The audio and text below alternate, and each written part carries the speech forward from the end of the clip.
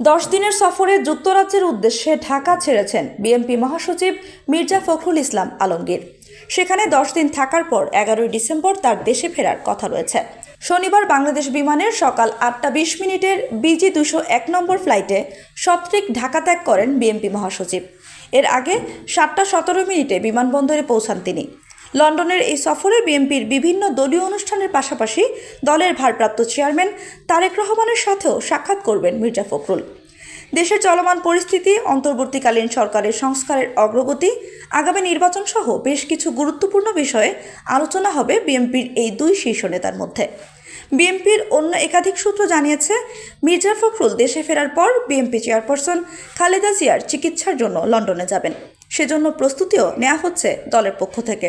জানা গেছে, সাবেক প্রধানমন্ত্রী খালেদা জিয়া প্রথমে যুক্তরাজ্যে চিকিৎসা করাবেন, এরপর সেখান থেকে চিকিৎসার জন্য তিনি যুক্তরাষ্ট্রেও যেতে পারেন। মহাসচিবের এই সফরের পরই চিকিৎসার জন্য যুক্তরাজ্যে যাবেন খালেদা জিয়া।